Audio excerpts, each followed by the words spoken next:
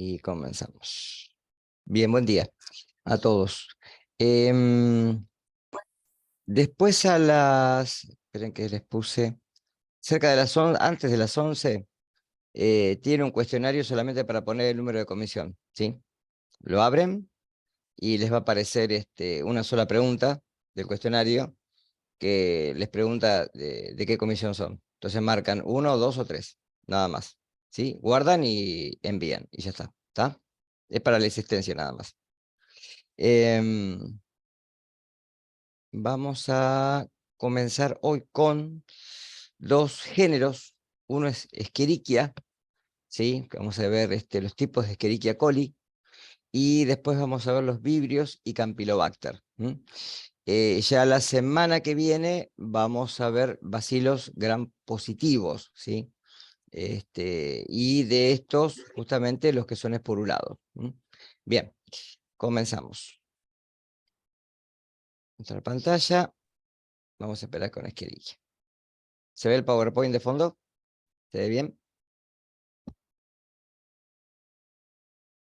¿Sí? Sí, sí, se ve. Bien, Se ve. bien. Escherichia coli, ¿sí? Son bacterias que de alguna manera conviven con nosotros, ¿sí? Hay cepas que son patógenas, pero la mayoría de ellas son saprófitas. Y es un comensal en el intestino del hombre y de animales. Es una enterobacteria que vive en forma simbionte con nosotros, que forma parte de lo que vendría a ser la flora del tracto digestivo, la flora normal, y que de alguna manera en ese ambiente no causa ningún problema, pero fíjense que por el caso de los manipuladores también es un problema. También es un escollo porque se puede diseminar en el ambiente y de alguna manera también contaminar superficies y contaminar alimentos. Algunas cepas de Escherichia coli son, como dije recién, patógenas para el hombre.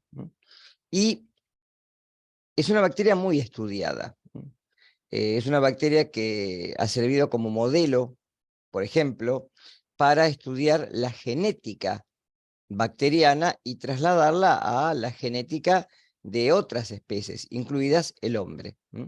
Porque, por ejemplo, digamos, a nivel evolutivo, obviamente, sí hay grandes diferencias, pero se conservan ciertos modelos, como por ejemplo el mecanismo de replicación del ADN, que es exactamente el mismo, con diferencias obviamente en las enzimas, en las ADN polimerasas, en el proceso de transcripción, ¿sí?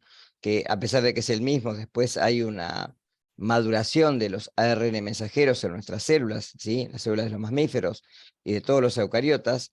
En cambio, en nuestras células procariotas, a medida que digamos que el transcripto se transcribe a partir del ADN, se traduce automáticamente en proteínas. Es decir, no hay una separación ni modificaciones a nivel espacial y estructural de ese ARN mensajero, y a medida que se transcribe, se traduce. Y estos modelos han servido justamente para estudiar esa genética. El operón lactosa, por ejemplo, por decir algo, ¿no? Es uno de las regulaciones génicas que uno puede encontrar en la bibliografía como el ejemplo de la regulación de un gen de tipo estructural que sirve justamente para sintetizar 3 proteínas, ¿sí? Que captan la lactosa del medio de cultivo, por ejemplo. Ahora, ¿quién es Escherichia coli? ¿Y qué tipos digamos, de bacterias son las que nos van a interesar? Por empezar, son bacilos gram negativos. Entonces recuerden que siempre que hablamos de enterobacterias, siempre vamos a hablar de bacilos gram negativos. Y tampoco esporulan. Igual que lo que hemos visto hasta ahora, no vimos ningún esporulado. Por otro lado, también son anaerobios facultativos, es decir, que pueden o bien oxidar o bien fermentar. Posiblemente cuando hagan el práctico de aguas, ¿sí? Vean Escherichia coli. Es muy probable que en el práctico la doctora Leyes les traiga una cepa de Escherichia coli para poder ver cómo estas bacterias transforman un medio de cultivo, la fermentan, y cambian, por ejemplo, el color del medio de cultivo a través de la fermentación. Por otro lado, como les dije, forma parte de la flora normal o habitual del intestino grueso, tanto del hombre como de animales, ¿sí? En forma simbiótica. Recuerden que la simbiosis, ¿sí? En algunos casos también podemos hablar de algunas bacterias que son comensales. La simbiosis es un grado en el cual, vamos a ver después cuando lleguemos a parasitología, mucho más en forma específica esto, en cual las bacterias, en este caso, por un lado, forman ciertas estructuras a nivel químico que ayudan al hombre, como probióticos, y utilizan esto como un nicho ecológico, un lugar donde poder desarrollar su cantidad, ¿sí? Y su desarrollo potencial como microorganismos. Y por otro lado, fíjense que algunas son saprófitas o apatógenas, no causan daño, pero otras sí. De los grupos que sí son patógenos, vamos a ver, las que pertenecen a estas subclases o subgrupos que denominamos enteropatógeno, enteroinvasivo, enterotoxigénico y enterohemorrágico. Hay otras que son de enteroadherente agregativo o de adherencia difusa, esas dos últimas no las vamos a ver, pero recuerden que también ¿sí? Se pueden etiquetar o caracterizar como patógenos. Las 4 primeras sí las vamos a desarrollar. Siempre hablamos de una infección como carácter primario, ¿sí? Siempre es una infección, ¿sí? Y va a depender si es una infección propiamente dicha o una toxoinfección, si la cepa en sí puede generar una toxina en el intestino. Por eso hablamos de una toxoinfección. Nunca son intoxicaciones. Ojo con esto. Nunca. Nunca hablamos de intoxicaciones, ¿sí? Y para poder de alguna manera determinar su presencia, generalmente responden antígenos del soma del cuerpo de la bacteria, o antígenos O, o antígenos flagelares, antígenos H. Con lo cual, fíjense que estamos diciendo que pueden tener flagelos. Los tienen. La dosis infectiva es alta. Estamos hablando de 10 a la 5, 10 a la 7 bacterias por gramo o por mililitro de alimento. Así que tenemos que darle tiempo, lugar y una temperatura adecuada para que puedan multiplicar su número, se puedan desarrollar y luego, al ser ingeridas las bacterias en su estado vegetativo, o sea, vivas, van a generar el proceso patológico. ¿Hasta acá estamos? Fíjese que más o menos seguimos el mismo orden, ¿sí? Con todos los cuadros, a través de cómo es la patogenia, qué tipo de bacterias son. Esto es para cuando vayan haciendo el cuadro comparativo entre distintos tipos de géneros bacterianos. Empezamos con el enteropatógeno, que se abrevia así, EPEC. Hay 13 serotipos, es decir, recuerden esto, todas son Escherichia coli, todas, ¿sí? Como subclase o subgrupo es Escherichia coli, enteropatógeno o enteropatógena, ¿sí? De ahí tenemos serotipos. ¿Qué quiere decir serotipos? Que reaccionan, recuerden, serológicamente a un antisuero específico. Esto es por los antígenos somáticos o flagelares que pueda tener.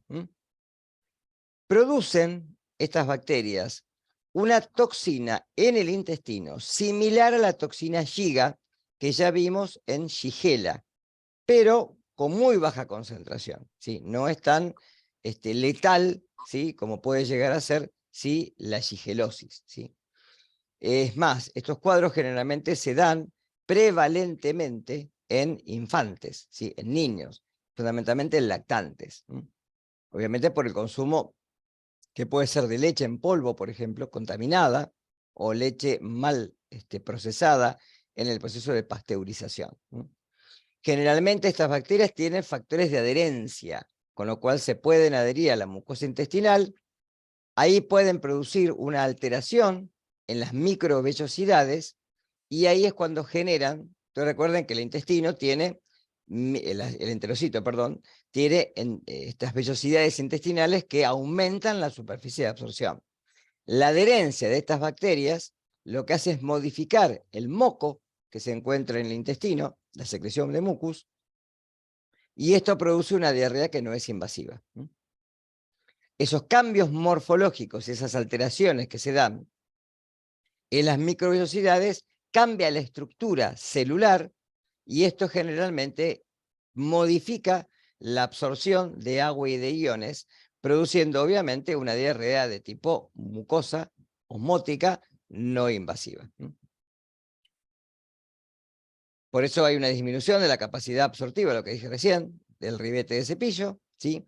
De ahí que justamente hay una menor permeabilidad a los iones cloruro y iones sodio, y esto hace de que, si ustedes recuerden que los iones siempre están solvatados, ¿sí?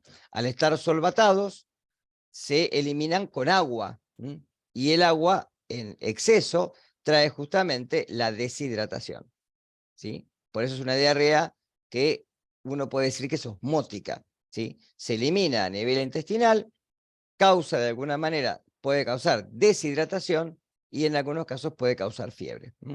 Justamente por la adhesión de estas bacterias al intestino y el reclutamiento de macrófagos hacia el lugar para intentar, ¿sí?, neutralizar la infección en este caso, ¿sí? Generalmente es autolimitante, ¿sí? Si se prolonga por un tiempo determinado, ¿sí?, más de 5 días generalmente, y como son lactantes o menores, generalmente lo que hay que hacer es medicar con un antibiótico de amplio espectro, ¿sí? Generalmente, por eso ahí les puse, es un patógeno muy importante en lo que uno habla de diarrea del infante o diarrea infantil. Generalmente en los primeros meses de vida, ¿sí? Y hasta los 6 meses, generalmente cuando uno habla de diarrea infantil, que a veces puede ser bacteriana o vamos a ver que también puede ser viral. Enteroinvasivo. Acá tenemos 9 serotipos, ¿sí? Generalmente, a diferencia de lo que vimos recién, estas bacterias pueden invadir la célula intestinal, ¿sí? Se pueden multiplicar, esto lo vimos también con las cepas de Shigella, y de alguna manera también puede producir la ulceración de la mucosa. Esto trae, obviamente, la necrosis celular de los enterocitos y también de formas leucocitarias en donde puede haber también, ¿sí?, neutrófilos muertos, ¿sí? Y esa capacidad del estallido respiratorio que habíamos hablado, en la cual si uno analiza la materia fecal, puede encontrar lo que se llaman piocitos. ¿Qué son piocitos? Leucocitos que se ven de alguna manera degradados en su interior, ¿sí? Y que uno entiende que esto forma un material purulento, es decir, lo que sería el factor que uno dice pus, ¿sí? Entonces, este material me está indicando que hay una diarrea de tipo invasivo. Lo mismo lo vimos en Shigella. Como signos clínicos, generalmente tenemos una incubación que puede rondar entre las 12 y 72 horas, ¿sí? Las diarreas que se producen pueden ser sanguinolentas y mucosas, y esto va a depender mucho del serotipo que esté implicado en el proceso patogénico, ¿sí? En estos dos grupos, Profe, sí, perdón, piocitos dijiste que eran leucocitos degradados. leucocitos muertos, ¿sí? Degradados realmente uno Gracias. lo que ve es que no está bien conservada la membrana, ve alteraciones morfológicas a nivel celular, y uno entiende que son leucocitos que han muerto en el lugar del ataque, ¿sí? Por ejemplo, esto se informa mucho, voy a consecuencia, ¿no?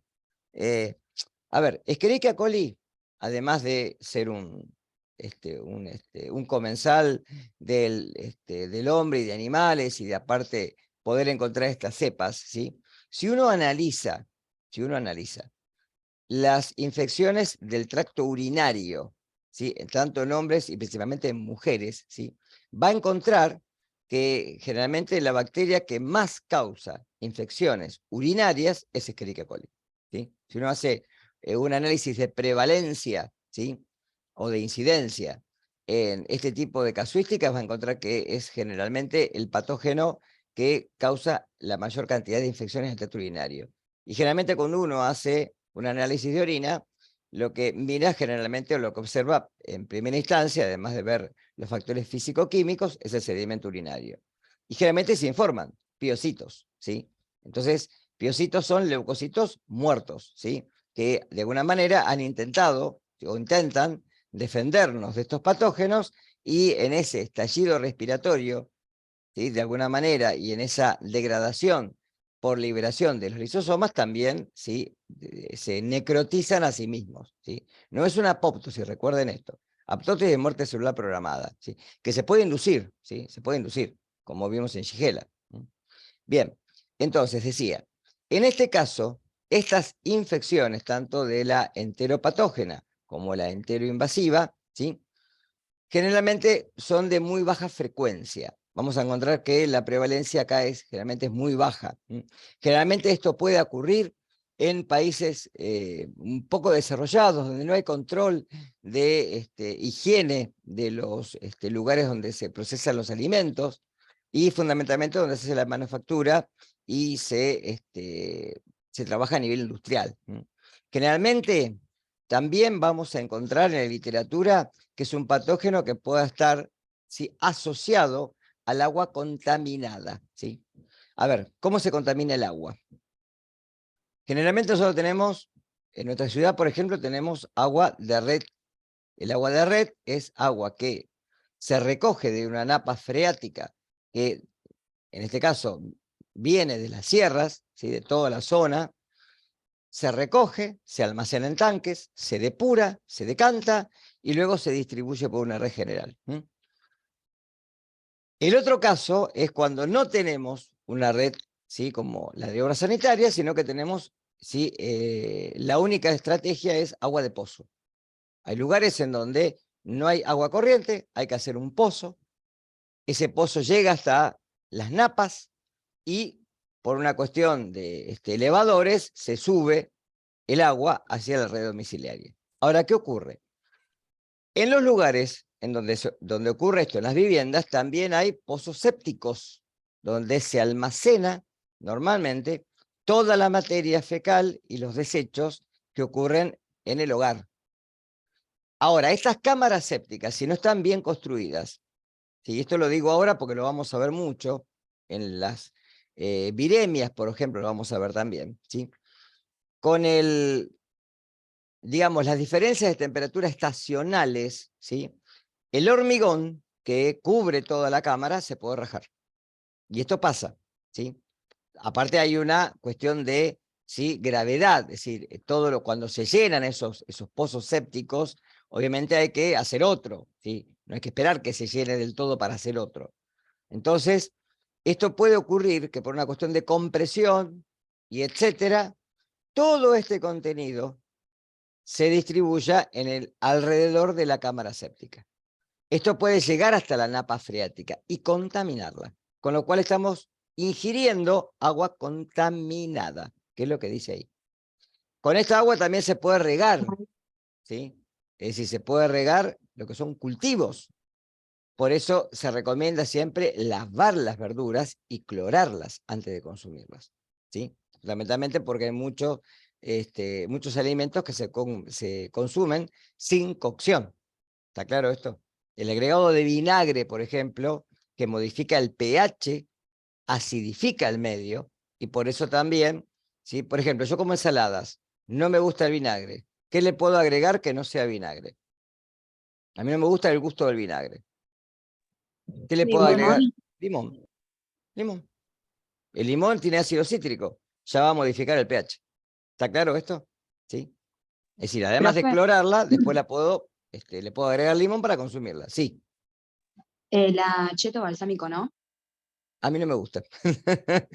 Puede servir, sí, puede servir. A mí no me gusta Pero nada puede que servir de que tenga suplente, ese digamos. gusto agrio, no.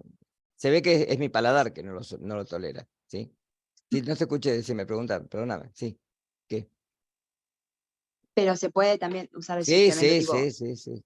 Todo lo que acidifique el medio sirve, ¿está? Le puedes agregar salsa de soja, por ejemplo. Yo a veces no le quiero agregar limón, le agrego salsa de soja, ¿sí? ¿Qué es lo que tiene la salsa de soja? ¿Qué es lo que va a cambiar? ¿Qué parámetro físico-químico va a cambiar? Que no es el pH. Ya no es el La pH. salinidad. ¿La salinidad? Vieron que la salsa de soja es hipersalina. Con lo cual cambia justamente este parámetro que es la actividad de agua. ¿Está? ¿Se entiende esto? Entonces, todos estos factores modifican justamente la potencialidad de estos microorganismos de estar en el medio y desarrollarse. ¿Está claro? Porque como no podemos hacer cocción, tenemos que buscar otras estrategias, ¿sí? La cloración, obviamente, ¿sí? Todos los derivados clorados, el cloro es un oxidante por excelencia. Por eso la lavandina se utiliza como... ¿Qué es la lavandina, chicos? ¿Qué producto químico tiene la lavandina? Tiene que haber escuchado. Hipoclorito de sodio, ¿sí? ¿Por qué no se puede mezclar esto no tiene nada que ver con la materia, ¿no? Pero ¿por qué no se puede mezclar lavandina con detergente?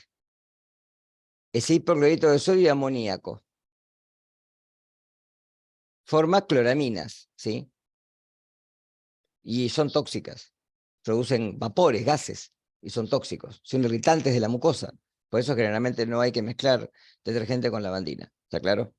Pero el cloro es un oxidante muy fuerte, oxidante de membranas celulares. Por eso que también se utiliza en los medios como desinfección del lugar, ¿sí? Si yo quiero desinfectar una mesada, utilizo lavandina. Los pisos, por ejemplo. En los hospitales, ¿qué se hace? Para desinfectar se utiliza lavandina. ¿Está? Siempre diluida, no hay que usarla pura. ¿Sí? Es como el alcohol.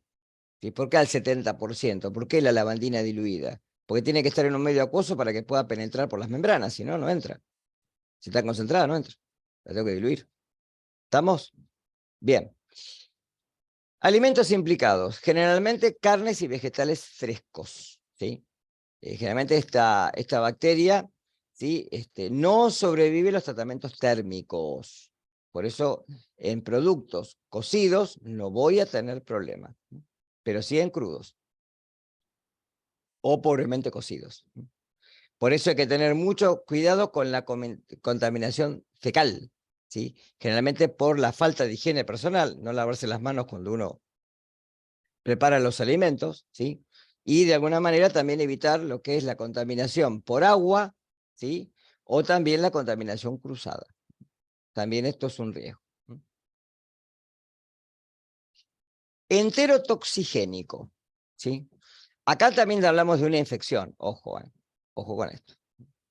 Acá lo que ocurre con estas bacterias, ¿sí? Con estas cepas, que una vez que llegan al intestino van a secretar toxinas, dos tipos de toxinas. Una toxina termolábil y una toxina termoestable. Ahí están abajo, ¿sí? LT y ST. Estas toxinas, ¿sí? Tienen distinta característica en relación a su masa molar, a su peso molecular. Pero lo que provocan es el aumento de los niveles intracelulares de AMP cíclico. Si ustedes recuerdan lo que vieron, ¿sí? En biología el año pasado seguramente, el AMP cíclico es un segundo mensajero. Cuando aumentan los niveles de nitrato ciclasa a nivel de la translocación de membrana de un mensajero primario, se activa un segundo mensajero, que es que se forma este AMP en forma cíclica, que actúa como un componente en el cual se abren canales de sodio y canales de cloro. Y esto conlleva también, ¿sí? De alguna manera, a una diarrea de tipo osmótico. Porque recuerden siempre que si los iones salen de la célula, siempre salen solvatados. ¿Sí? Nunca salen solos. O sea, los iones siempre están solvatados. Siempre están rodeados de moléculas de agua. Entonces, si pierdo iones, pierdo agua. Siempre. Ahí está. La toxina, que es LT. Recuerden que ST y LT. Mírenlo acá. El anterior. Termolábil. Termostable. ¿Está? Para que se acuerden. Entonces, la LT es una proteína de alto peso molecular. 86.000 Dalton. Y la ST tiene dos variantes, son dos tipos, la STA y la STB, de 2000 y 2500 Dalton, ¿sí? De bajo peso molecular. Igual a nivel intestinal, no me cambia mucho el escenario porque ahí la temperatura es fisiológica. Entonces ahí que sea termostable o sea termolábil, no cambia nada. La STA se une generalmente a receptores de la membrana, activa el sistema guanilato ciclasa, similar al anterior, transforma el GTP en GMP, y esto actúa de alguna manera igual que el AMP cíclico, ¿sí? Lo que cambia es, a nivel fisiológico, la apertura de canales de cloruro y de sodio como catión, y esto generalmente, como sale con agua, ¿sí? Provoca una diarrea de tipo intestinal. Periodo de incubación, generalmente, fíjense, 12 a 72 horas, típico de una toxoinfección, ¿sí? La diarrea acá, dependiendo también, ustedes recuerden que siempre estamos hablando de procesos que también tienen una variabilidad, ¿sí? Interindividual, entre individuos, que puede ser distinta. Y esto va a depender de la edad, el estado de salud del individuo, etcétera, ¿sí? Y acá generalmente la diarrea puede ser explosiva, o sea, en un rato generalmente perder una gran cantidad de líquido. Puede estar acompañado de un signo febril, un dolor abdominal, cólicos. Generalmente son muy raros los vómitos, fíjense a diferencia de las intoxicaciones, ¿sí? Y generalmente se autolimita. Puede durar una semana. Y dependiendo, después les dije, dependiendo del grupo etario, ¿sí? Puede durar más tiempo, fundamentalmente si hay desnutrición infantil. Y generalmente afecta a niños menores de 2 años. Como incidencia de epidemiología puede ser también diarrea. ¿Qué es la diarrea del viajero? Lo voy a aclarar de ahora. La diarrea del viajero es lo siguiente. A ver, ¿qué les pasa a ustedes, o cualquiera de nosotros, ¿no? Si vamos a un lugar como las sierras, por ejemplo, ¿sí? Y consumimos agua de un lago. Por ejemplo, el agua de red que es extraída de un lago. ¿Qué les puede pasar? Se van a Córdoba, por ejemplo, y toman agua de la canilla, ¿sí? ¿Qué les puede pasar? Y cagar la diarrea porque la dureza del agua es distinta. Es distinta. Simplemente por eso. Cambia la salinidad del medio. Acá estamos acostumbrados a un agua hipersalina, ¿sí? Y acá lo vemos muy claramente porque se tapan los calefones, se forma sarro en las pavas, etcétera, ¿sí? Esto es porque el contenido de sal que tiene, que no es cloruro de sodio, ¿sí? Son otros tipos de sales como nitratos, sulfatos, bicarbonatos, etcétera, ¿sí? Que están presentes en el agua, ¿sí? Que porque es un agua muy rica en minerales, de alguna manera, sí, es lo que, por ejemplo, a mí en una época yo tuve tuve cólicos renales, ¿sí? Dado por una obstrucción, un cálculo renal, que me lo tuvieron que sacar. Se atravesó en un uréter, no pasaba hacia la vejiga y me tuve que someter a una cirugía y me lo tuvieron que extraer, ¿sí? Por la paroscopía. Ahora, fíjense que en este caso, ¿sí? El uréter se formó ¿por qué? Porque de alguna manera la salinidad del medio y la propensión que tengo como individuo de formar cálculos, sí hizo que tuviera un cálculo a nivel renal. ¿Está claro? ¿Qué me recomendaron después? ¿Sí? Tomar agua mineral. Comprar el agua y en vez de tomar el agua de la canilla, tomar agua mineral. Justamente para no provocar este tipo de procesos a nivel patológico. Ahora, fíjense que en este caso, generalmente cuando hablamos de diarrea de viajero, es cuando una persona va a otro lugar. ¿Y qué pasa? En este caso le dijimos por el agua, pero también puede pasar que haya individuos que con el tiempo, ¿sí?, sean portadores asintomáticos de estas bacterias y no les provoque nada. Fíjense que ahí dice, afecta principalmente a menores de 2 años. Quiere decir que en adultos, como vamos a ver después a continuación, en otra cepa, muy importante, no trae cuadros patogénicos. ¿Está claro esto? como que el individuo adulto ya tiene un sistema, ¿sí?, de defensas que hace que estas bacterias no causen un cuadro patológico en el individuo, en condiciones normales, obviamente, ¿sí? El sistema inmune a nivel inmunocompetente, ¿sí?, sin ninguna dificultad en esto, o sea, que no hay una inmunosupresión, ¿tá? Entonces, en el era del viajero es porque yo voy a otro lugar, comí mariscos en un lado, ¿sí? ¿De dónde sacan los mariscos? Del agua. Entonces, si el agua tiene materia orgánica, vamos a ver que en algunas personas que están habituadas a ese tipo de consumir esa clase de agua que pueda tener, ¿sí?, bacterias, que en algunas personas nos van a enfermar y otras no. ¿Está claro esto? A eso se llama diarrea del viajero.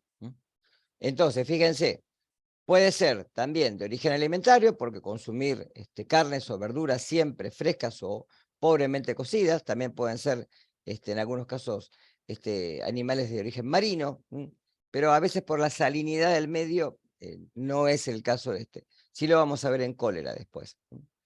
Y generalmente no se hace detección, no se hace tipificación serológica o serotipificación, que es lo mismo, ¿sí?, serotipaje, que es lo mismo. Y generalmente acá lo que se hace es esperar a que se remita solamente y se trata de componer el equilibrio hidroelectrolítico, ¿sí? Bien. Ecología de alimentos implicados, como dije recién, alimentos crudos y en especial de origen animal. Control, obviamente evitar la contaminación fecal por falta de higiene personal, manipuladores, ¿sí? Evitar aguas contaminadas, ¿sí?, el riego con estas aguas, ¿sí?, o lavar verduras o algo con estas aguas, y generalmente, como les dije recién, hacer una buena cocción. Esto evita generalmente la proliferación microbiana y también evitar, obviamente, la contaminación cruzada post-cocción, ¿sí? Frutilla del postre. Escherichia coli enterohemorrágica. ¿Por qué digo frutilla del postre? Esta cepa produce un cuadro patológico que se denomina síndrome urémico hemolítico, ¿sí? Shigella también trae un síndrome urémico hemolítico, pero en estas cepas es más común verlos en nuestro medio. ¿Qué quiero decir con esto? Que Argentina es uno de los países que mayor cantidad de casos a nivel mundial tiene de síndrome urémico hemolítico. Y es un cuadro patológico que en niños puede llegar a ser grave, ¿sí? Por eso digo que generalmente, ¿sí?, esta es la cepa que en un momento tiene que prestarle más atención. Estas cepas de Escherichia coli, por una cuestión ancestral, han adoptado ciertos genes en plásmidos que producen unas toxinas denominadas verocitotoxinas o toxinas vero. ¿Por qué? Porque generalmente, ¿sí?, estos fagos producen, ¿se acuerdan que los fagos son virus que producen infección en bacterias o bacteriófagos, ¿sí? Y producen estas toxinas un efecto citopático, o sea, la destrucción, la necrosis, sobre células cultivadas in vitro de riñón de mono verificado. De ahí viene la palabra vero. Y se clasifican en tipo 1, 2 y 3. ¿Sí? Estas toxinas son muy similares a la toxina de Shigella dysenteriae. Por eso también se denomina toxina Shiga. ¿Qué es lo que trae a consecuencia? ¿Sí? Generalmente, lo que ocurre... Sí, sí. ¿Qué país nombraste? No te escucho. ¿Qué país nombraste que hiciste el país? Argentina, Argentina. Ah, Argentina. Bueno, Es gracias. uno de los principales en el mundo. ¿Sí? Generalmente los países subdesarrollados y en vías de desarrollo tenemos generalmente el problema primero de la red de agua, por un lado, porque no en todos los lugares hay red de agua. Y segundo lugar, tenemos un problema con la educación, porque no todos los que están en una cocina, ¿sí?, a nivel gastronómico, tienen la capacitación de curso de manipuladores, ¿sí? Con lo cual, generalmente, se pasan por alto ciertos requisitos que son indispensables para justamente mantener estos cuadros patológicos si fuera del escenario habitual. Sigo. ¿Qué es lo que tienen como característica este cuadro? Porque se denomina síndrome urémico hemolítico. Recuerden que un síndrome es un conjunto de síntomas, ¿sí? Que aunados uno puede arribar a un diagnóstico diferencial. ¿Por qué digo aunados? Porque por separado no me dicen nada, pero cuando me da la idea de grupo etario, es decir, características de edad del individuo, ¿sí?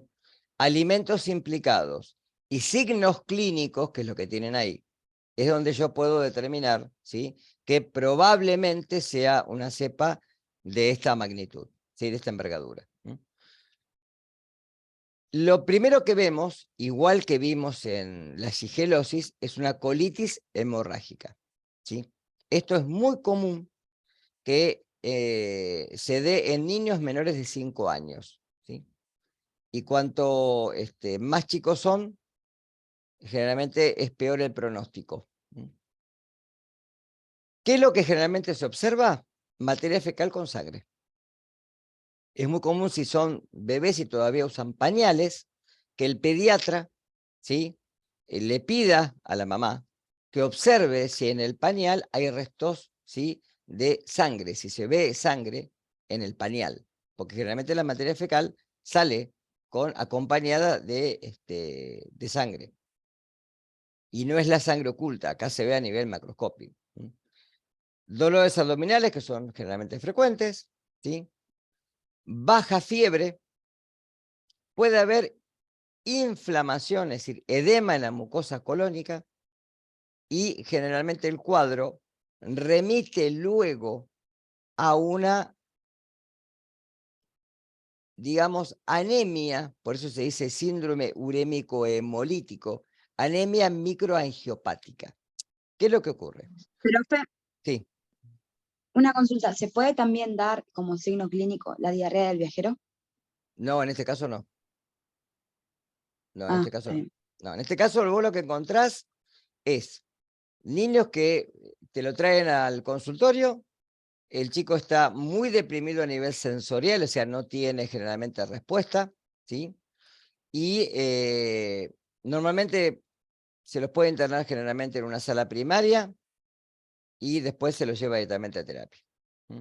Porque vamos a ver que esta enfermedad, ¿sí?, cursa generalmente con una insuficiencia renal. Ese es el problema. ¿Por qué? Y ahora lo voy a explicar. Cuando estas bacterias llegan al intestino, se van a adherir a los enterocitos y van a secretar, porque van a generar un canal, y en ese canal, en la membrana del enterocito, van a secretar toxinas. Estas toxinas que van a viajar por el torrente circulatorio se van a depositar en los microcapilares sanguíneos y van a actuar como si fuera una Gillette. Cuando los glóbulos rojos, los eritrocitos, atraviesan los capilares, ustedes recuerden que el glóbulo rojo es una célula que no tiene núcleo. Esto le permite poder adaptarse desde lugares en donde hay una gran cantidad de espacio, como la bomba cardíaca o una arteria, pasar por arteriolas y llegar hasta los capilares sanguíneos, en donde van a verter el contenido de oxígeno para ser utilizado y van a recoger el dióxido de carbono para ser expulsado. Cuando quieran atravesar estos capilares, ¿sí?, la membrana se va a romper. Por eso generalmente uno de los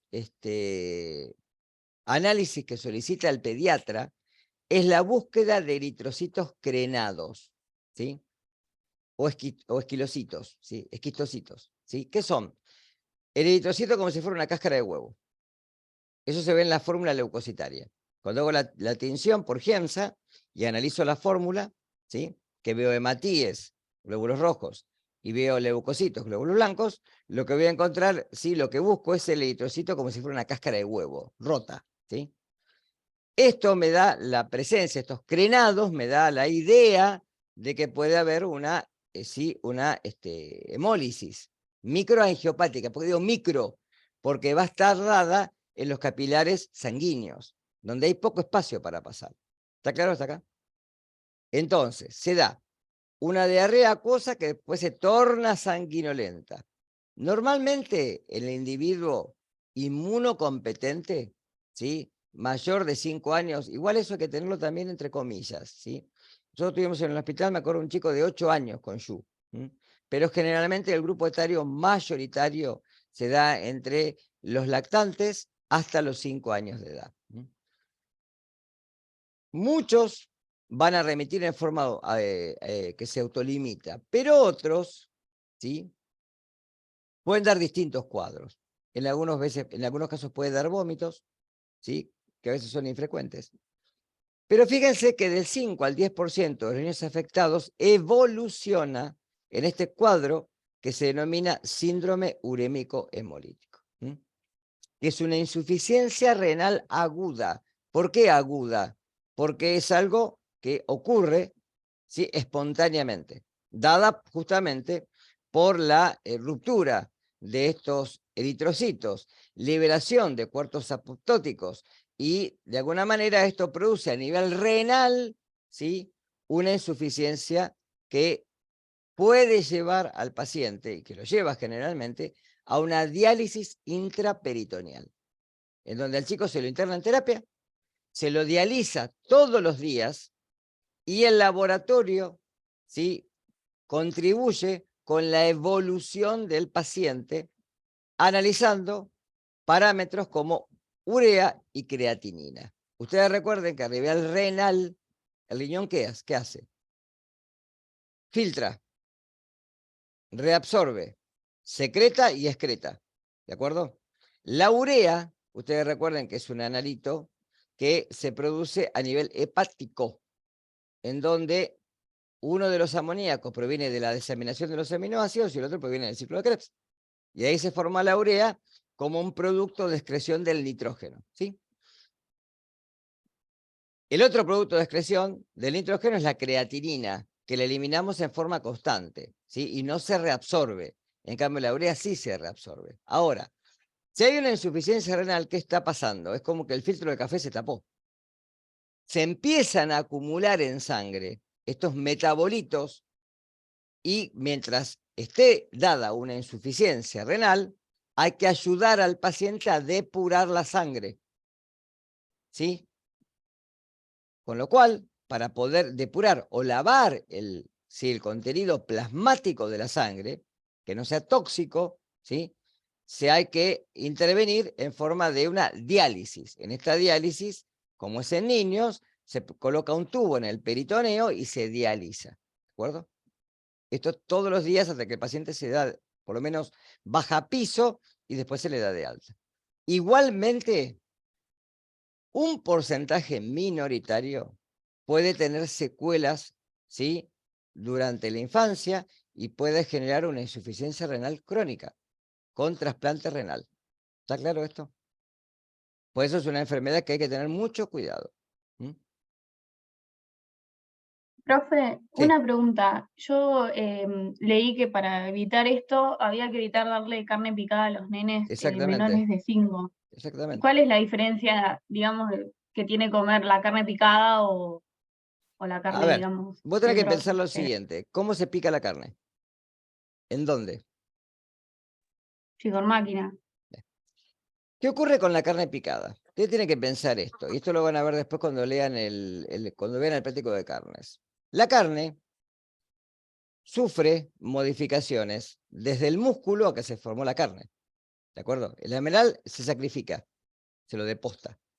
Se colocan las carnes al oreo. ¿Qué dice al oreo? Se dejan a la intemperie y se transforma. Hay cambios físico-químicos, como pérdida de agua por evaporación, ¿sí? Cae el glucógeno, ¿sí?, porque las células todavía están vivas, ¿sí? No hay circulación general, no hay aporte de oxígeno, ¿sí? El glucógeno que está en las células se va a utilizar porque las células todavía necesitan, ¿sí?, de alguna manera sobrevivir. Después, obviamente, van a entrar en apoptosis y ya está. Y se transforma el músculo en carne. En este proceso, ¿sí? Cuando se sacrifica el animal, mucho del contenido intestinal, y recuerden lo que dije hoy, va a parar al músculo. Esto lo vamos a ver en pescado después también, que es mucho más grave todavía, ¿sí? Y esto hace de que vos tengas las bacterias en la superficie, no en el interior. En el interior puede haber otras, pero que tal vez no sean patógenas, ¿sí? Pero si esta cepa es Escherichia coli, porque vos sacrificaste al animal, el contenido intestino quedó en una parte del... Vos eso lo picás. ¿Qué ocurre con eso? Todo lo que estaba en el centro ahora toma contacto con el exterior. Formás un macerado, una mezcla. ¿Sí? Y además, esas picadoras no se lavan todos los días, se va acumulando material bacteriano, ¿sí? Con lo cual, ¿qué ocurre? ¿Sí? La carne picada es una fuente mucho más potencialmente de contaminación que una carne que vos la cocinas, un bife, por ejemplo. ¿Está? Fíjese lo que pasó a consecuencia de esto con los McDonald's, no sé si lo han escuchado, hace unos años, cuando hubo casos de síndrome urémico hemolítico y de alguna manera se sospechaba que eran locales. Lo que pasa que fíjense que por el periodo de incubación, y a veces es complejo poder decir si fue ahí o fue en otro lugar. Y ellos decían, pase a la cocina para ver las condiciones. Porque ¿qué pasa? En McDonald's, ¿sí? O en muchos lugares, se sellan. ¿Qué quiere decir que se sellan? Se coloca la hamburguesa entre dos planchas, se le da temperatura por los dos lados hasta que llega al centro. ¿Qué pasa? Si la cocción no es adecuada, yo cocino bien la superficie, pero el centro no, en el centro me pueden quedar bacterias. ¿Se entiende la diferencia? Sí, sí, Yo, por ejemplo, no gracias. como carne a punto. Esa carne que se dice jugosa, no. Yo la carne para mí tiene que estar cocida. ¿Está claro? ¿Sí? Ahora, Sí, sí. nosotros tenemos herramientas para poder eliminar estas bacterias, ¿sí? El Profe, pH del estómago, como dijimos, pero en los niños, ¿sí? Recuerden que el sistema inmune todavía no está desarrollado completamente. ¿Está? Sí, decime. una consulta. Lo que es la carne cuando decís está a punto, viste, que chorrea un poco la sangre, ¿está cocida realmente? Y está Siempre tuve cocida esa por duda. fuera, por dentro no. Fíjate que vos la cortás y está roja. ¿Y Yo, pero por qué la gente no le hace nada cuando la come? por eso te estoy diciendo, nosotros tenemos un sistema inmune que nos protege de estas cosas, ¿sí? Que no siempre pasa. ¿No les ha pasado a ustedes que van a comer en algún lugar y a los 2 o 3 días están descompuestos? Y dicen, debe ser porque comí algo. En el adulto generalmente se autolimita, no pasa nada. Puede ser viral, puede ser bacteriano. No ocurre nada generalmente. ¿Está? Ni Profe, siquiera y se una pregunta. analiza. Sí. Y en el huevo, poner el huevo frito, que queda la yema así fría. También tampoco estaría totalmente cocido, ¿no? Y sí, o a la tortilla que se hace babé, por ejemplo. Que vos decís que el huevo todavía no está totalmente cocido. Igual el huevo es más complejo que se pueda contaminar. Mucho más complejo. Porque hasta que llegan, si las bacterias llegan hasta la yema, directamente cambian la textura y hay cambios organolépticos. Es cuando vos rompes un huevo y lo ves negro por dentro, o rojo, por ejemplo. Cerrático. ¿Sí? Está alterado, entonces no te lo vas a comer, lo tirás. Hongos pueden ser también, mohos. Vamos a ver después los mohos. ¿Sí? Entonces, generalmente ese elemento está alterado, no lo tirás. Pero si el huevo está, vos lo rompés, ¿sí? Lo cloraste, como les dije la semana pasada, lo rompés y está bien, y no pasa nada. ¿Sí? La carne ya y pasa por muchos lugares la carne. Ustedes piensen eso. ¿Sí? La carne pasa por muchos lugares. Entonces, ahí podemos tener el problema. No sabemos si se respetó la cadena de frío en las carnicerías. En la carnicería cuando van, generalmente está toda la carne así en exhibición, en heladeras, y cuando cierran la noche, ¿qué hacen con esa carne? No la dejan ahí. Toman las bandejas, las llevan a cámara, entonces hay un movimiento y una manipulación de la mercadería. Yo, a ver, son cosas particulares, pero fíjense que en todos los trabajos que les estoy mostrando dice, sí, consumo de de alimentos con buena cocción. El tema es cuando son alimentos, las verduras, por ejemplo, porque esta bacteria puede estar también en verduras. ¿Qué pasa? Generalmente los infantes, es raro que consuman verduras crudas. ¿Sí? A los chicos hasta los 2 años, generalmente, es raro que uno los acostumbre a comer verduras crudas. ¿Sí? Pero la carne, a veces, bueno, con todo este merchandising que se hizo de las cadenas estas de, digamos, McDonald's, Burger King, etcétera, con el tema de la famosa cajita feliz, etcétera, y bueno, es donde más llevamos a los chicos a comer. ¿Tá? El tema cómo está realizada la cocción. Ahí está el problema. ¿Queda claro esto? Ustedes siempre, a todos los alumnos que han cursado esta materia les pasa que después que cursan esta materia ya tienen otra visión de la cocina, totalmente distinta. Tienen más precaución, guardan la comida en la heladera en tuppers, pues yo hago eso, ¿va? Entonces, bueno, es una cuestión de tomar conciencia de que los alimentos son un vehículo, y como son un vehículo, pueden estar contaminados, no lo sé. Entonces, las medidas preventivas en salud pública son las mejores medidas que podemos llegar a tomar. ¿Está? ¿Quedó hasta acá? Entonces, como cambios. Cambios morfológicos en las células epiteliales con actividad mitótica, o sea que se dividen, ¿sí? Incrementada generalmente en las que están todo el intestino. ¿Sí? Va a haber infiltración, como dije hoy, de leucocitos hacia la mucosa. Esas modificaciones hacen de que generalmente estas verocitotoxinas se liberen a través del enterocito y produzcan esta materia fecal con sangre. ¿Sí? ¿Cuáles son los signos? Que esto lo pregunto siempre, al final me ponen cualquier cosa, chicos. Desde el laboratorio, que generalmente sí voy a tener que prestar atención. Hematocrito, hemato, sangre, crito, medir, es decir, la cantidad de sangre en relación al plasma, eso es el hematocrito, no sé si lo vieron en el año pasado en anatomía. Pero cuando uno mide, ¿sí? Cuando uno habla de generalmente el hemograma tiene en una de las partes, ¿sí? Del hemograma se mide el hematocrito, que eso me da una relación de qué cantidad aproximadamente de glóbulos rojos tengo, aparte de poder contarlos, ¿sí?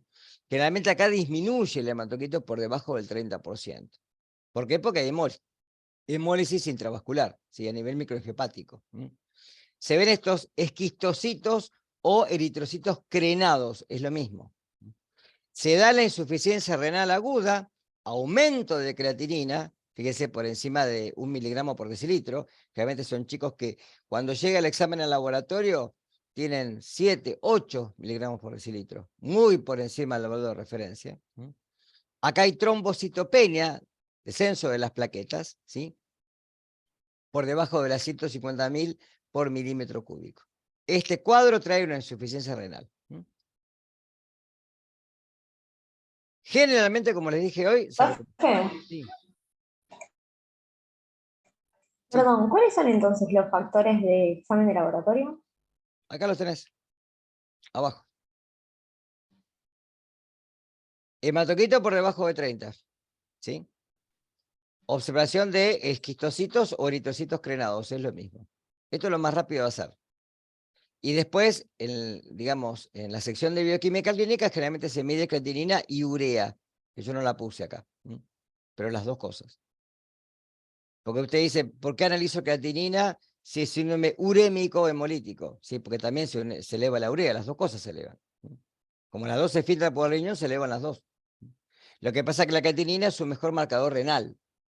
Porque, hoy dije, la creatinina no se reabsorbe, la urea sí. Porque forma parte del plasma coloidal para mantener la presión oncótica. Entonces, la urea es necesaria, se reabsorbe una parte de la urea. Una fracción de la urea se reabsorbe, la creatinina no, se elimina totalmente. La producimos y la eliminamos directamente. ¿Está? Y trombocitopenia, descenso del nivel de plaquetas. ¿Está? Fíjense que la mayoría se recupera, porque la enfermedad se autolimita. Generalmente no tiene secuelas, pero en algunos casos, ¿sí? Voy a encontrar, ¿sí? Mortalidad infantil, en lactantes fundamentalmente, y algunos pueden quedar como con una secuela a nivel renal. Por eso generalmente estos pacientes después pasan al consultorio de nefrología. Entonces la nefróloga los va a empezar a seguir en el tiempo hasta darles el alta médica, en donde ya sus riñones funcionan normalmente, que puede ser en corto periodo o en años. Periodo de incubación generalmente es variable, de 2 a 8 hasta 12 días, fíjense. Y generalmente la transmisión de persona a persona es rara, pero generalmente puede ser factible. Por transmisión orofecal.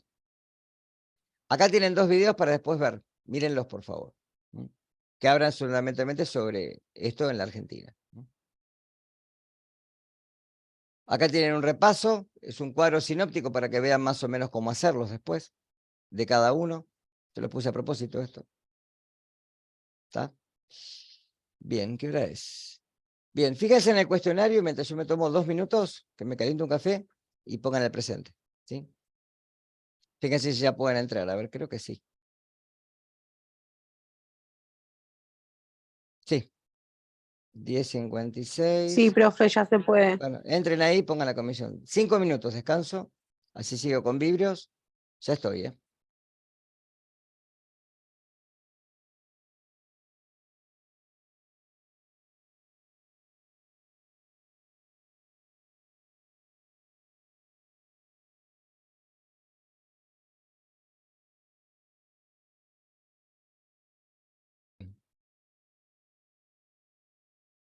Acá estoy.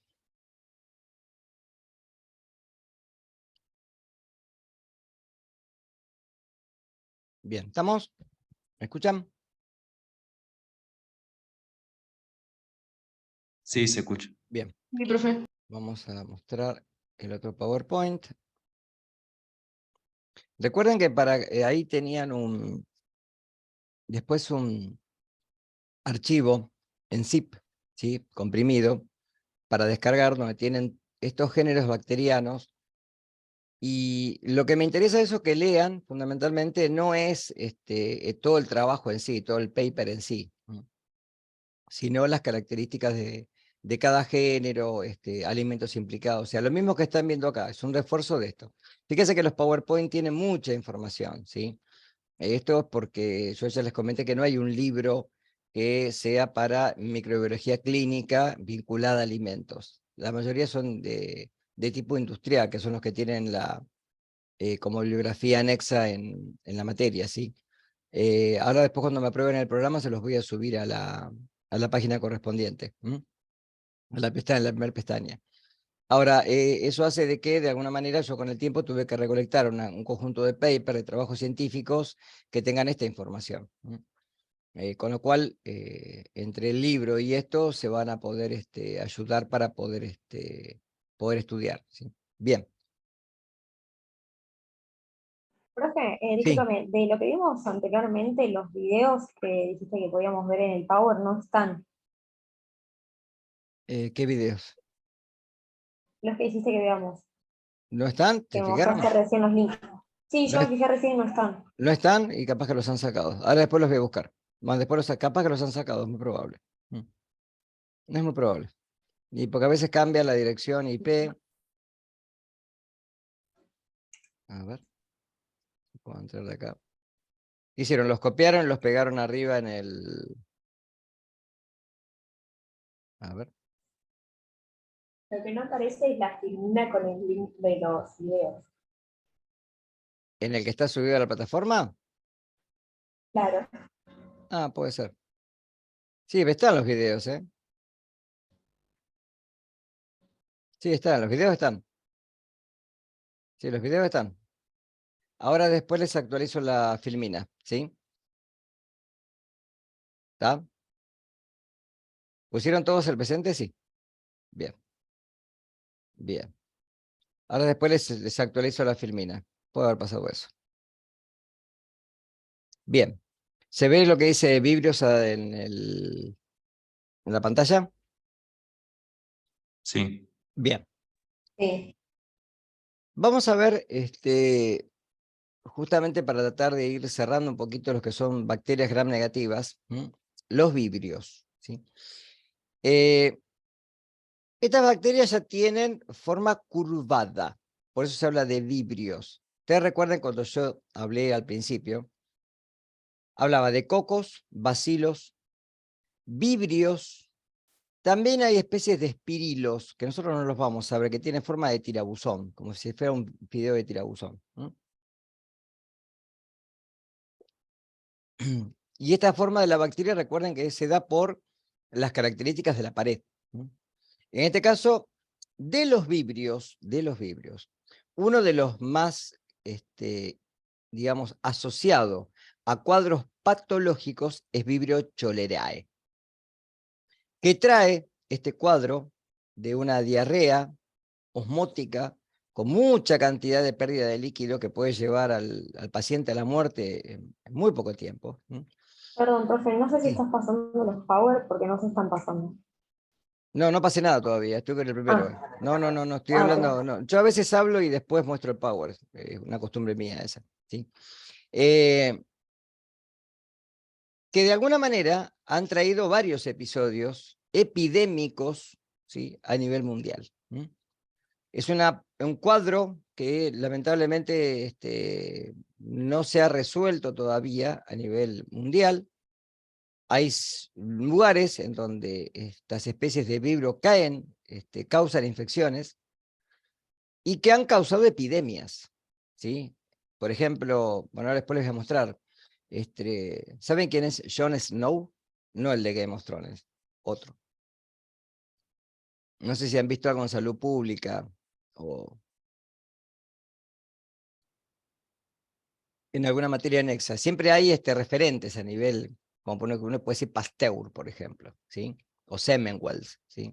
Son ciertos referentes en salud que los tenemos que mencionar sí o sí porque han sido lo que uno puede decir los padres de alguna rama de la medicina. Bueno, Jon Snow se le dice el padre de la epidemiología, porque este médico estudió las infecciones por Vibrio cholerae producidas en Londres, los cuadros de epidemias producidos en Londres, ¿sí?, a través del agua del río Támesis, ¿no?, que causaron una gran cantidad de decesos. ¿Y por qué se lo dice el padre de la epidemiología? Porque fue el primero en hacer estudios demográficos, ¿sí?, es decir, estudios a nivel regional, ¿sí?, de regiones, en los cuales había, aparte obviamente utilizó la estadística como una herramienta matemática sin lugar a dudas que realmente nos da esa idea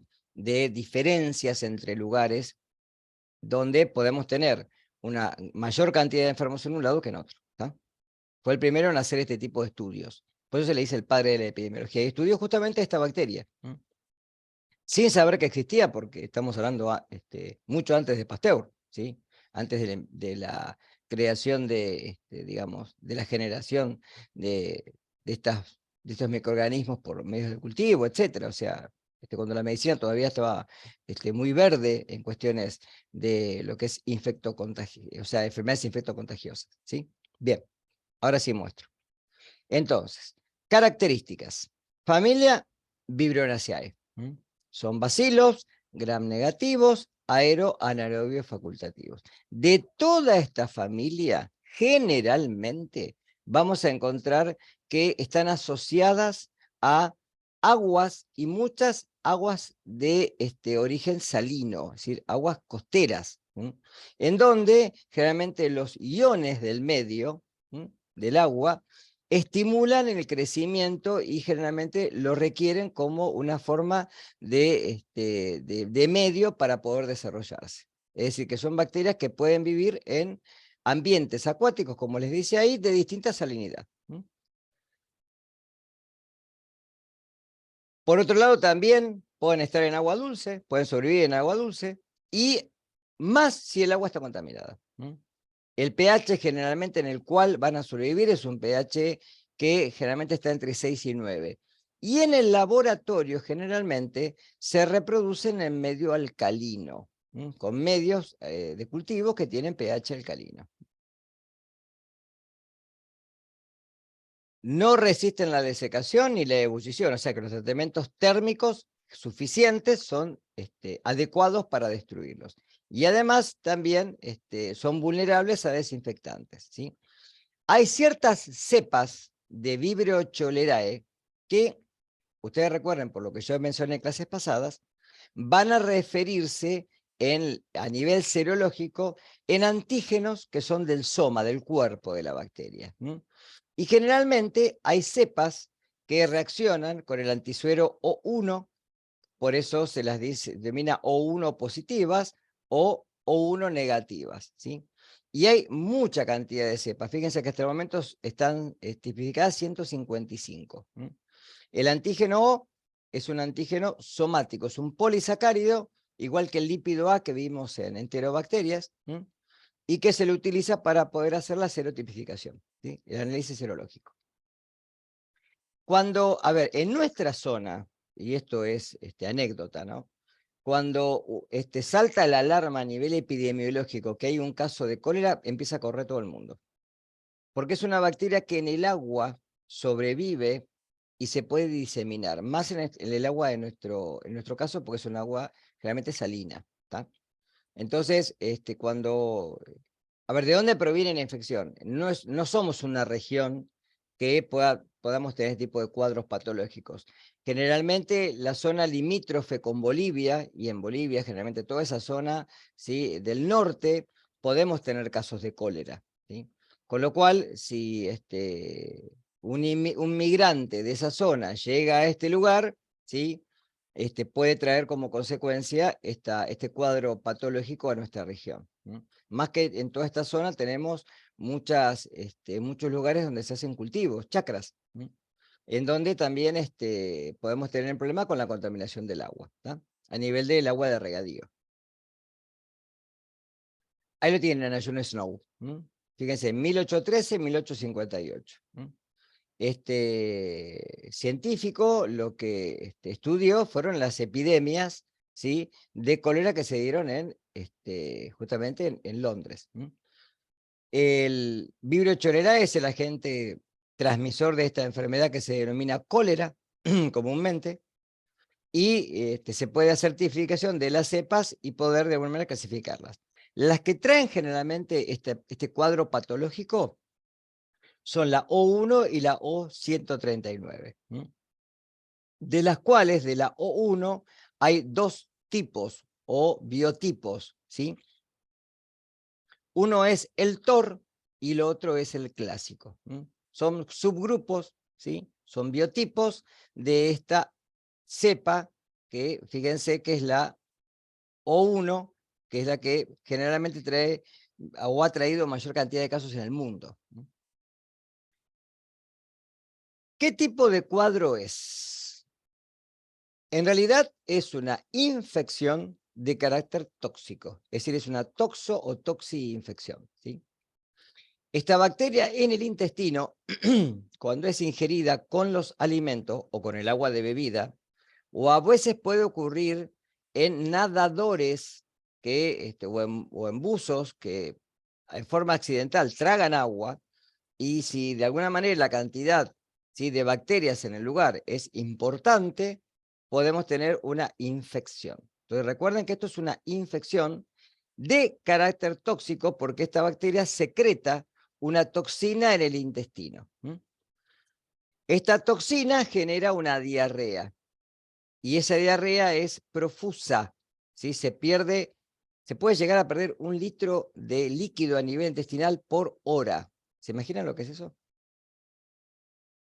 Es decir, generalmente el individuo se puede deshidratar en muy poco tiempo, si no se lo hospitaliza rápidamente.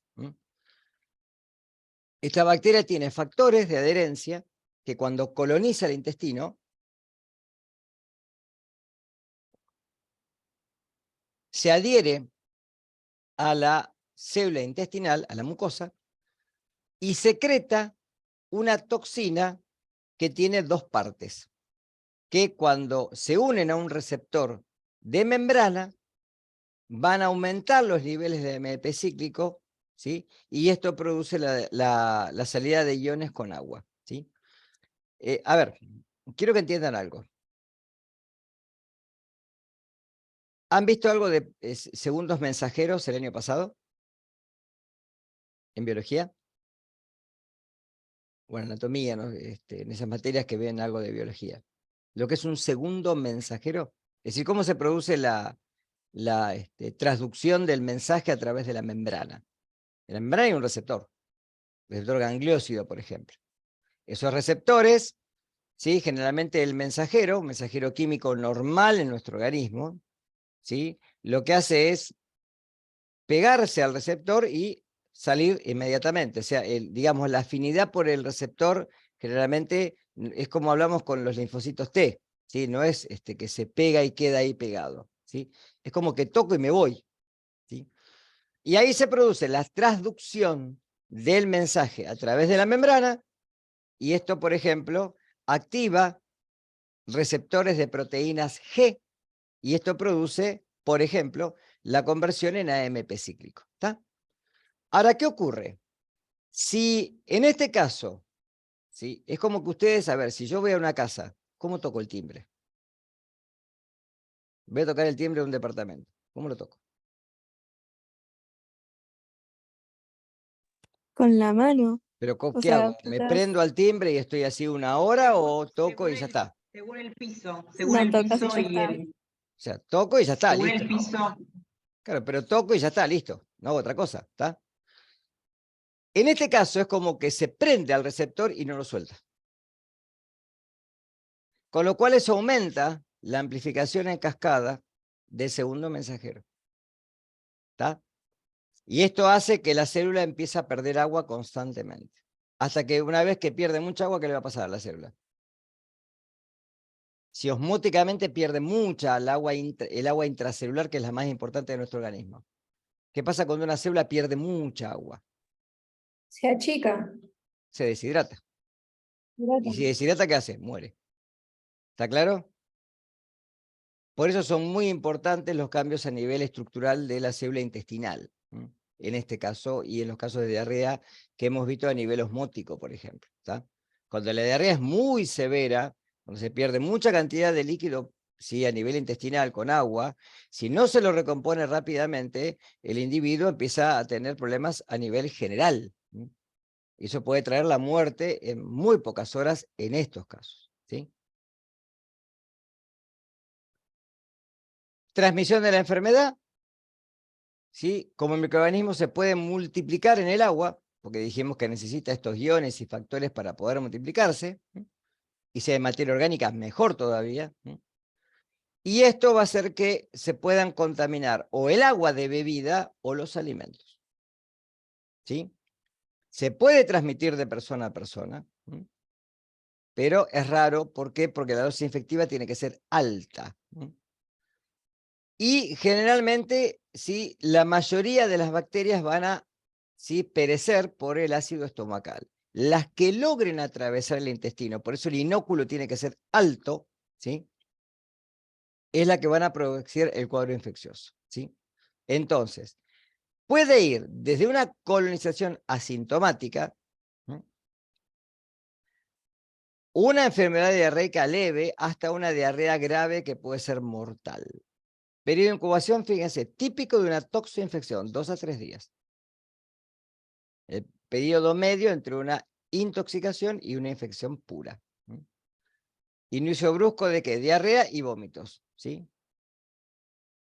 Generalmente la materia fecal se va a volver inodora e incolora. ¿Por qué? Porque no hay procesamiento de los alimentos, con lo cual sale agua directamente. Por eso se habla de heces con el aspecto de agua de arroz, porque no hay materia fecal, es todo agua. Y la tasa de mortalidad puede llegar a ser alta. ¿Se acuerdan cómo se calcula la tasa de mortalidad? Número de fallecidos por determinada causa o evento, ¿sí?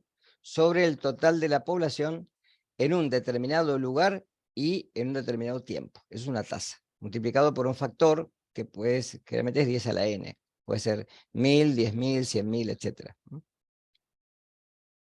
Entonces, pérdida de electrolitos, ¿qué trae? Deshidratación, acidosis metabólica, porque se pierde generalmente bicarbonato. Al perder una base, aumentan los ácidos a nivel metabólico y se produce una acidez metabólica. Puede ser recomponer con bicarbonato, aparte de con agua. pérdida de potasio, hipocalemia quiere decir eso. Y hay un shock hipovolémico. Generalmente el paciente, ¿sí?, entra en un cuadro en el cual, si no se lo rehidrata con agua y sales, y fundamentalmente, en este caso, con bicarbonato, a la vez, el paciente puede fallecer. Pues es una enfermedad grave. Yo creo que ahí en los papers le dejé, no sé, después si no lo voy a sumar, un tratado que es un tratado de revisión justamente sobre el estudio de las epidemias en Londres por John Snow, ¿sí? Para que lo lean, porque es interesante. Toxina colérica, como dije hoy, de dos tipos, AB. La subunidad B se va a unir a los receptores gangliósidos que mencioné hoy, los GM1, de las células epiteliales del intestino. Y la subunidad A es la que entra en la célula, ¿sí?, favorecida por la unión de la subunidad B a la membrana celular y a su receptor, y activa el sistema de hilato ciclasa, con lo cual se elevan las cantidades intracelulares de AMP cíclico, y esto, y lo dije hoy, el paciente puede perder hasta 1 litro por hora de líquido a nivel intestinal, que es mucho más importante que se produce por la emesis, siempre. Profe, Sí, ¿qué quiere decir que sea de tipo AB? son dos toxinas, se quedan por separado, ¿sí? La mayor cantidad es la B, la de menor cantidad es la A, no importa eso, ¿sí? Pero al unirse las dos toxinas, la B se une al receptor y es como si fuera una corona y permite que la A se traduzca a través de la membrana e entra dentro del eritrocito. Acá lo tenés, mirá. Vos tenés la célula intestinal, esta es la vellosidad, ¿de acuerdo? Este es el movimiento normal de cloruro y sodio, ¿sí? El sodio entra dentro de la célula y de alguna manera hay un movimiento normal de cloruro. Como la toxina se pega, ¿sí?, esta es la bacteria, secreta la toxina y eso hace de que ahora aumenten los niveles de AMP cíclico y ahora se produzca directamente la salida, ¿sí?, de cloruro y se impida la entrada de sodio. Se acumula cloruro de sodio, como dijimos hoy. Si esto, a ver, ¿se acuerdan del año pasado cuando vimos presión osmótica? En química, lo di yo a eso. ¿Se acuerda que hablé de la relación de la presión osmótica con las células sanguíneas? Y dije que en un medio hipotónico, es decir, mayor cantidad de sal adentro, menor cantidad afuera, el agua entra a favor del gradiente de concentración, porque hay mayor cantidad de sal adentro que afuera. Y este es un medio hipertónico, al revés. Mucha sal afuera, menos adentro, el agua ¿qué hace? Tiende a ir por el gradiente de concentración normal, sale de la célula. Y ahí se instaura la diarrea. ¿Quedó claro?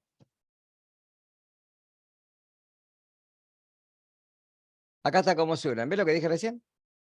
Son 5 subunidades de la B, una de la A. ¿Está? Lo que acabo de mencionar recién. Se unen al receptor de membrana, forman como una corona, ¿la ven acá?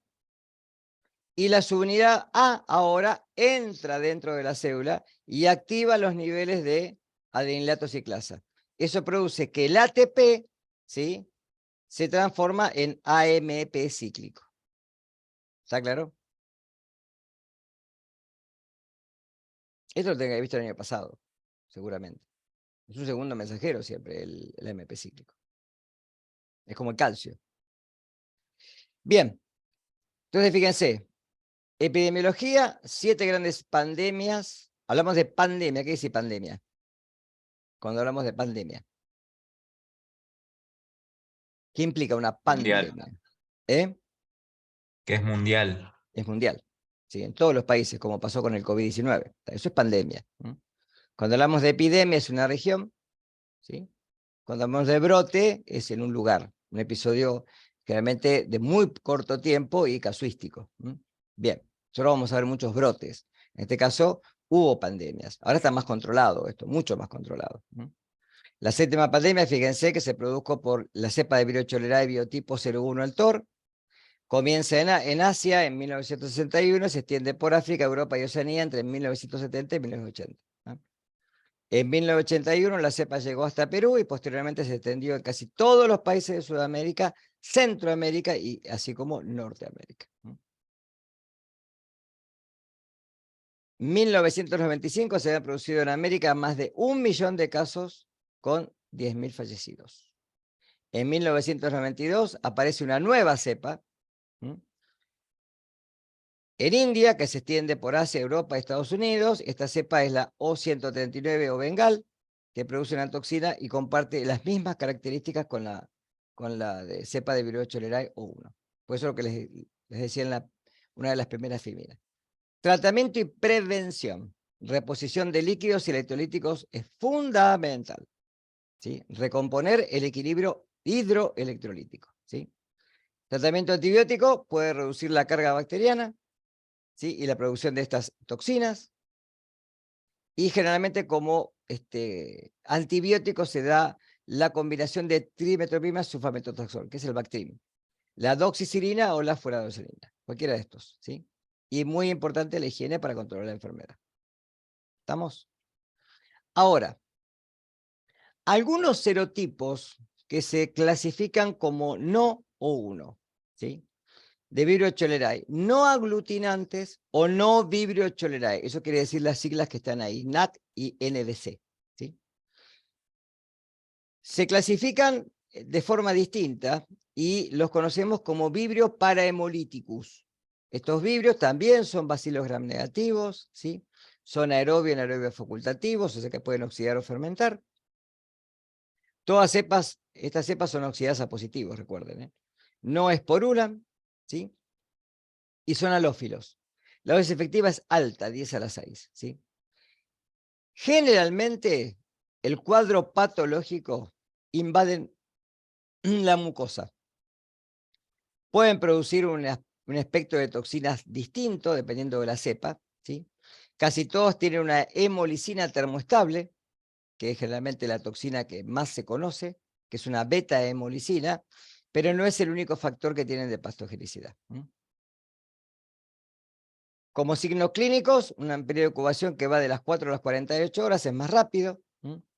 Las diarreas son generalmente profusas, hay dolor abdominal, puede haber náuseas, vómitos y fiebre.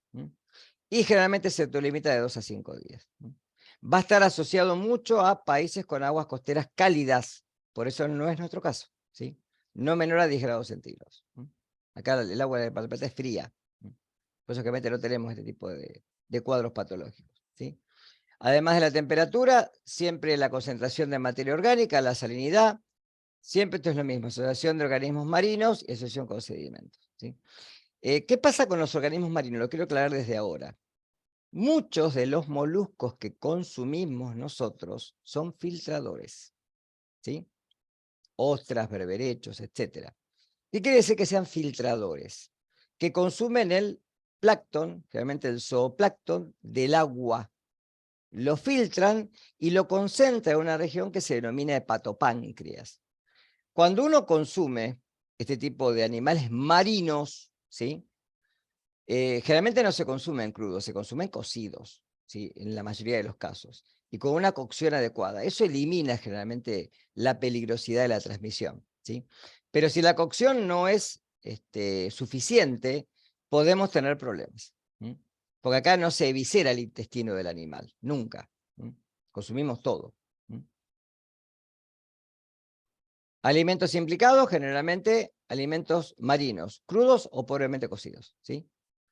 Se puede multiplicar generalmente en refrigeración, fundamentalmente en el pescado, porque los pescados también filtran plancton del mar y filtran el agua. Y si el agua del mar está contaminada, ¿sí? Va a quedar en su intestino. Cuando se sacrifican animales, se lo eviscera, si hay... A ver, ¿qué es lo que pasa con esto? Generalmente la pesca se hace a granel, ¿no? O sea, se va a mar, se tira la red, se levanta, se pesca, etc. Y esto es donde se almacena hasta que se llega a puerto. ¿Qué se hace con el pescado hasta que llega a puerto? Se lo saca de las redes, se lo clasifica, después ¿qué se hace? Se refrigera. Se lo tiene que refrigerar. ¿Está claro? A veces puede ocurrir que las refrigeradoras de los barcos no funcionan, o funcionen mal. Y hay otra cosa. ¿Cómo se colocan los cajones de pescado? Porque el barco es chico. Apilados. ¿Qué pasa con los animales que están mucho más abajo? Tienen todo el peso de los que están arriba por gravedad. Con lo cual, ¿qué pasa con el contenido intestinal? Si se los comprime. Pasa al músculo. ¿Está claro? Entonces la evisceración no es suficiente. Sacarle el periodo que tienen adentro no es suficiente muchas veces. ¿Está? Entonces, como medida de control, cocción o refrigeración lo antes posible. Post captura. ¿Mm? Y la cocción, obviamente, no es efectiva si hay contaminación cruzada. Nunca. ¿Algunos? Profesor, una preguntita. Sí, decime. Sí, entonces con todo esto que está indicando, claramente el agua de mar, que a veces hay gente que la bebe, es altamente peligrosa, ¿verdad? ¿Qué decirte? Ahí, ahora es una moda eso. La hora Sí, es una moda. de beber agua de mar, por eso. Sí, es una moda. Habría que ver qué tratamiento tiene esa agua de mar que te dan, que te venden para consumir. A ver, el ejemplo típico lo tenemos acá en Mar del Plata, chicos. ¿Sí? Típico, ¿por qué? ¿Dónde se desechan los efluentes cloacales actualmente? Hay una planta, ¿sí? De, entre comillas, tratamiento de efluentes cloacales. ¿Sí? ¿Qué es lo que hace esa planta? ¿Saben lo que hacen? Lo tira al mar. Es decir, separa y desecha el contenido al mar. Ahora tenemos una ventaja, ¿cuál es? Que por eso el agua está más limpia. ¿Cómo se llama lo que hicieron ahí cerca de Camet?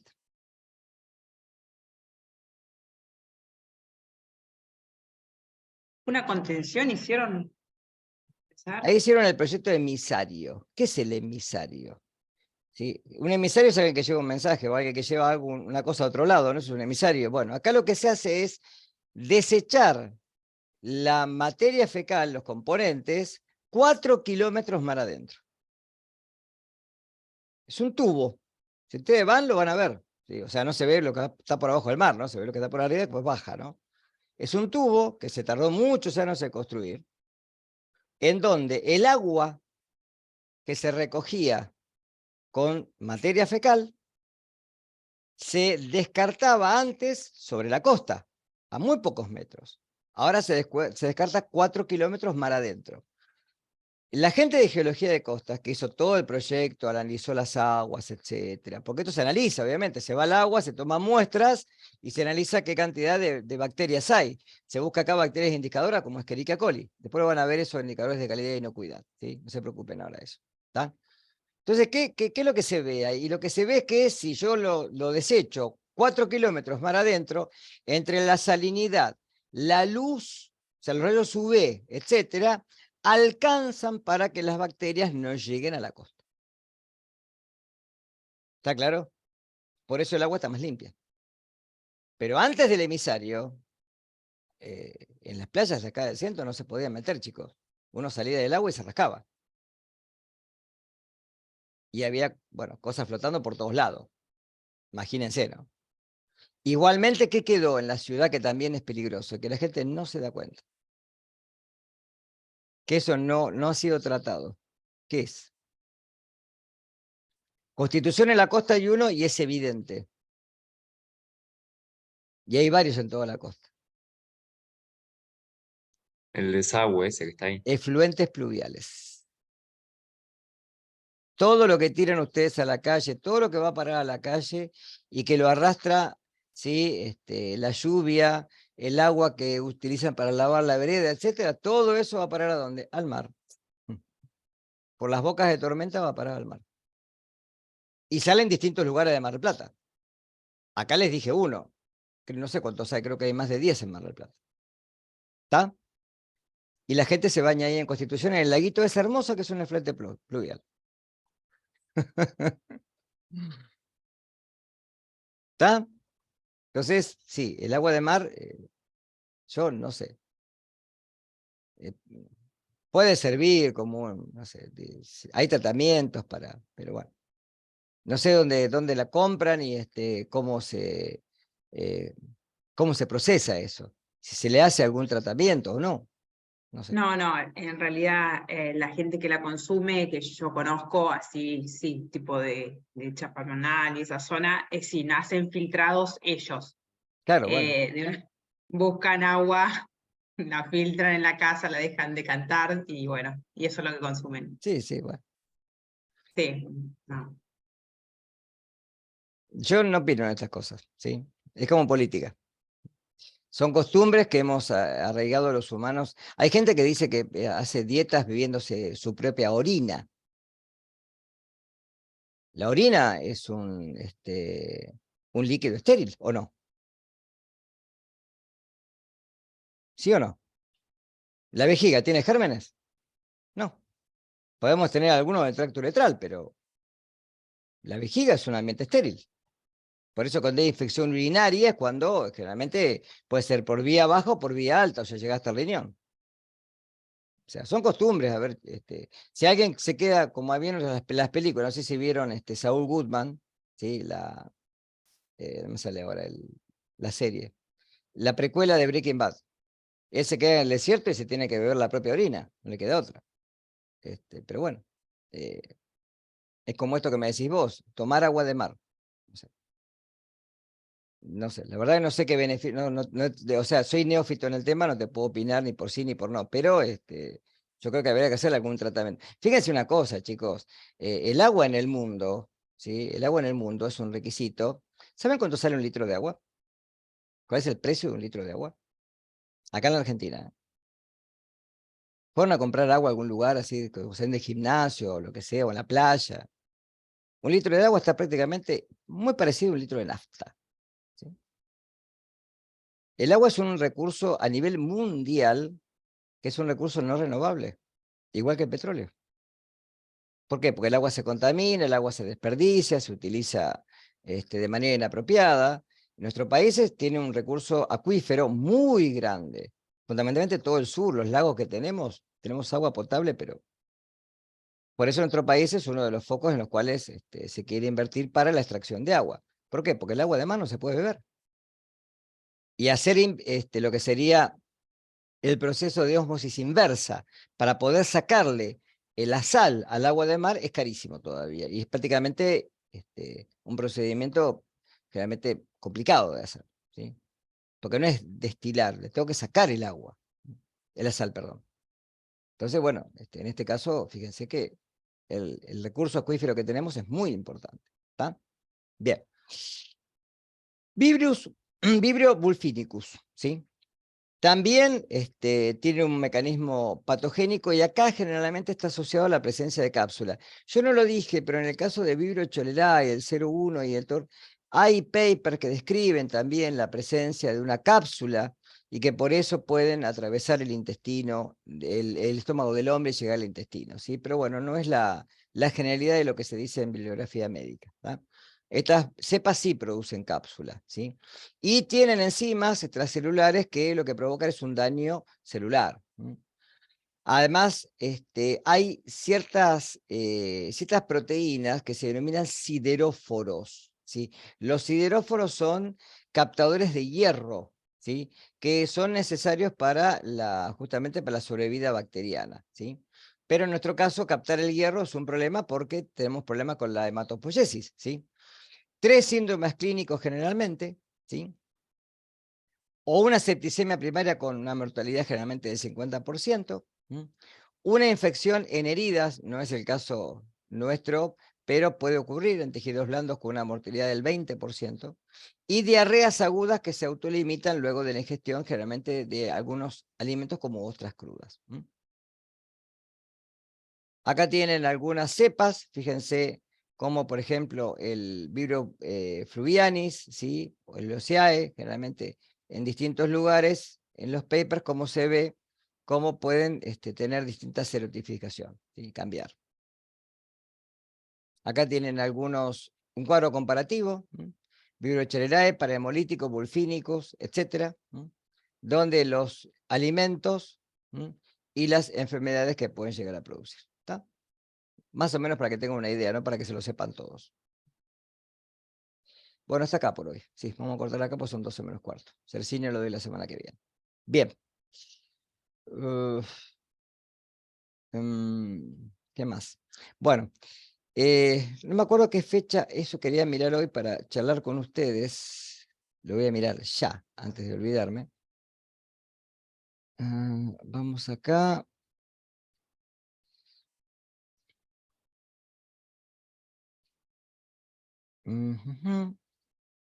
A ver. 1 de mayo, la semana que viene. Nosotros tenemos el parcial regulatorio el 29, sí, estamos bien. Estamos bien. Sí. Semana que viene voy a avanzar con Yersinia, está bien. ¿Sí? Campylobacter, Listeria, los vibrios ya los di. Voy a invertir acá la clase del cronograma, ¿sí? Y voy a dar los clostridios, ¿sí? O sea, en 2 clases más termino con bacterias. Recuerden que la semana del 22, ¿sí? Que comienza el lunes 22, ¿sí? Tenemos revisión el día 24, que esa va a ser para todas las comisiones. Después voy a avisar a los chicos de la comisión 1, porque el viernes es feriado. Como es 25 de mayo, el 26 es feriado. Y a la otra semana tienen el parcial. ¿Sí? ¿Estamos? Vayan leyendo, por favor, yo les pido que lean todo lo que tienen como bibliografía, es importante eso. Y más que todo para hacer preguntas después cuando hagamos la clase de revisión. ¿Estamos? ¿Sí? Profe, Sí. tengo una consulta porque el material de la semana pasada, el estudio de bacterias patógenas, a mí no me lo deja abrir. Lo abro y no hay nada. Que eran unas carpetas de bacterias.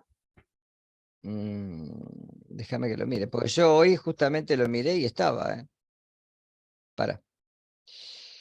Bacterias patógenas. Tenés primero lo que está en los PowerPoint. Es un RAR, eso. Te lo descarga. Sí, está todo, Y vamos al otro. Yo igualmente hablé el otro día con la fotocopiadora de la esquina de la facultad, ¿sí? Y ahí le dejo todo el material ahora, para que lo vayan teniendo, por cualquier cosa, ¿sí? Pero ahí lo descargué y lo abrió, Y trabajos científicos, lo descargué hoy a la mañana y está, Que dice bacterias patógenas, te lo muestro. ¿Lo ves? Bacterias patógenas, casos. ¿Tenés instalado el descompresor de RAR? Fíjate eso en tu computadora por las dudas. Ok. Porque si no lo tenés, no te lo va a dejar abrir. Te baja el archivo, pero no te lo deja abrir. Esto está comprimido en sí porque ocupa mucho lugar. Entonces, para poder subirlo y que no tarde tanto, ¿sí? Está comprimido. Vos lo que haces es hacer clic acá arriba, ¿lo ves? Y te lo va a descargar en un lugar. Luego, directamente abajo, abriendo, ¿ves? Te muestra todos los archivos.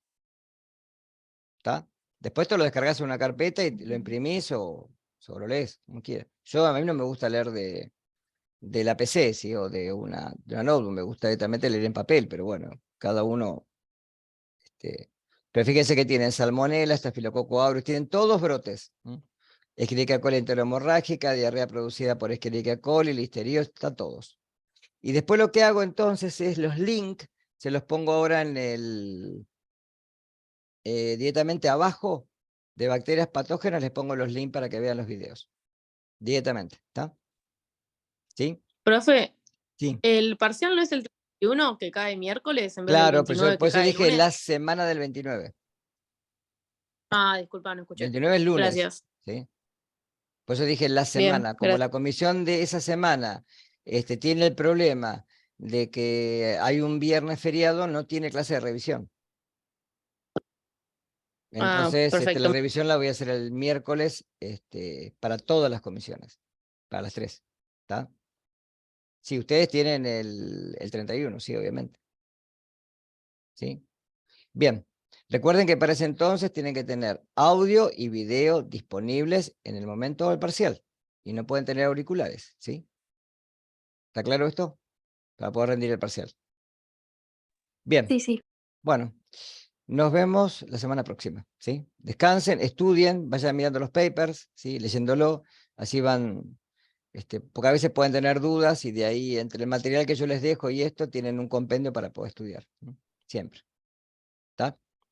Bueno, nos vemos después les dejo la clase Gracias. grabada y nos vemos el miércoles próximo, ¿sí? Gracias. Buen Chao. fin de Chao, semana. gracias. Chao, Chao, chao. profe. Chao, profe, gracias.